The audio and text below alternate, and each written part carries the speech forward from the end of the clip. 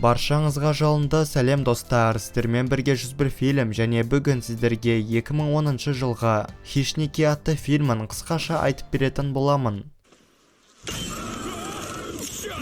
Теңіз әскерлерінде қызмет еткен Ройс атты жігіт есін жиса аспанда құлап бара жатыр екен. Кеудесіне орнатылған құрылғы өзі іске қосылып, солдатты жерге аман-есен жеткізген болатын. Бір кезде жігіттің қасына Рамирес атты мексикандық мафиоз түседі. Күтпеген жерден джунглиді біреу пулеметпен атқылауда, ал Ройс пен Рамирес жасырынып үлгерді. Ресейлік солдат пулеметті қайта оқтап жатқанда, Ройс арттан келіп оған доғаруды бұйырады. Николайдың айтуынша, ол жаңа ғана шешендік соғыста жүрген, бір кезде әлем жарқ еткенде, Николай көзін ашса аспанда құлап бара жатыпты. Мафиозда да тура осындай жағдай болған, бірақ Мексикадағы бандалармен қырылыпты. Осылай үшеуі әңгіме айтып тұрғанда, қастарынан израилдық әскери форманы киген Изабелла атты қыз пайда болады. Бұл қыз талай соғыстарға қатысса да, жер шарынан бұндай джунглиді әлі көрмеген екен. Енді төртеуі шығып келе жатса, жерде Уолтер атты киллермен афроамерикандық Момбаса атты революционер төбелесуде. Жігіттер оларды ажыратып топқа шақырады. Осылай ары қарай жылжыған топ көп замай Эдвин атты ағашқа байланып қалған дәрігерге кезікті. Тағы да джунглиді аралап жүргенде олар Якудза кланының Ханзо атты киллеріне жолықты. Жігіт белгісіз аппараттың қасындағы адам сектерін көріп таңқалуда. Бір кезде ағашқа шалынып түскен Момбаса қауіпті қақпандарды іске қосады. Жігіттер қақпандардан әзер қашып жүр, ал Изабелла болса үшкір найзалар орнатылған шұңқырға құлай жаздады. Сөйтсе қақпанды жасаған осы адам екен, бірақ та өлікке қарағанда бұл жігіттің қарсыласы барлық қақпаннан білдіртпей өтіп оны өлтірген екен. Көп замай джунглиден шыққан топ аспанға қараса бірнеше үлкен планеталар тұр. Осылайша олар өздерінің жерде емес екендерін түсінді. Бір кезде оларға орман ішінен белгісіз құбыжық шабуылдауда. Команда оларды тек барлық қарулармен атқылап өлтірген болатын.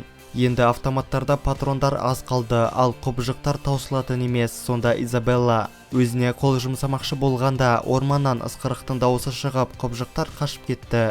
Енді олар Рамирестің көмек сұраған дауысын естуде. Көмекке келген Ройс оның біртүрлі отырған түрін көріп тас лақтырып көрмекші, сөйтсе бұл қақпан екен. Ал Рамирес көз жұмған болатын. Сонда ғана жігіт өздерінің бұл планетада жемтік екендерін түсінді.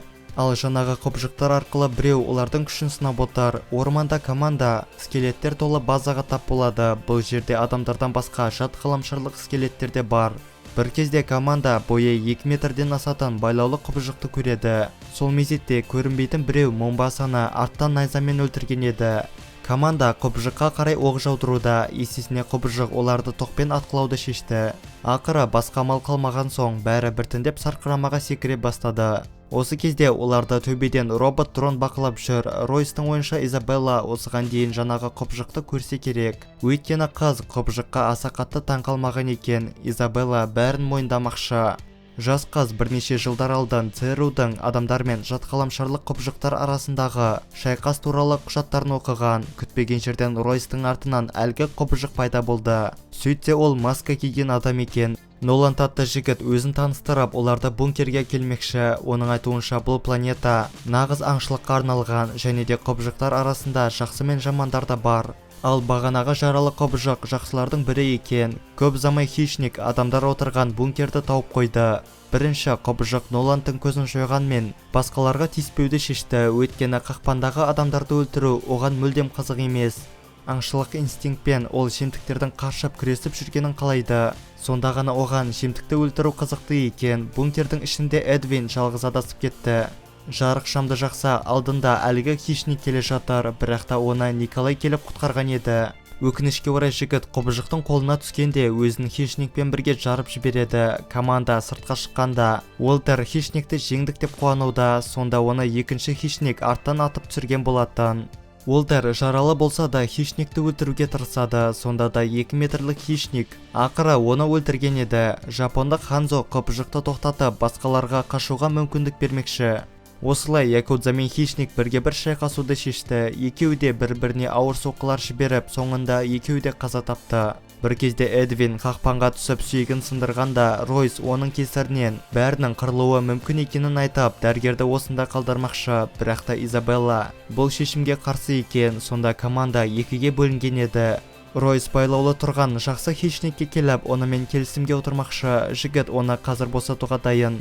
Есесіне қобыжақ жігітті ұшақпен қайда жерге жеткізуі тиіс. Күтпеген жерден дәрігер мен Изабелла қақпанға түсіп, хищник оларды шұңқырға тастайды. Кейін басқа жемтіктердің денесін сүйектер толы базаға әкелген болатын. Сол жерде ол соңғы адам мен жақсы хищниктің көзін жоймақшы.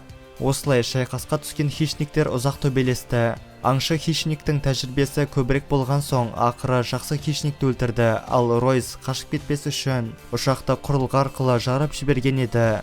Осы кезде шұңқырдағы Эдвин мен Изабелла қалай шығуды ойластыруда. Күтпеген жерден жас жігіт өзін құтқарған қызға денені жансыздандыратын у жағылған пышақ тығып алды. Сөйтсе жігіт жер шарында маньяк болған екен.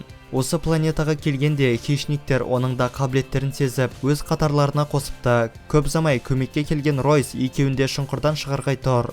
Жігіт Эдвиннің маньяк екенінен хабарсыз, ал Изабелла параличтің кесірінен оған ескерте алмай жатыр. Осылай шұңқырдан шыққан Эдвин арттан келіп Ройсты да өлтірмекші. Бірақ та тәжірибелі теңіз әскері қолын ұстап өз пышағын өзіне тыққан болатын.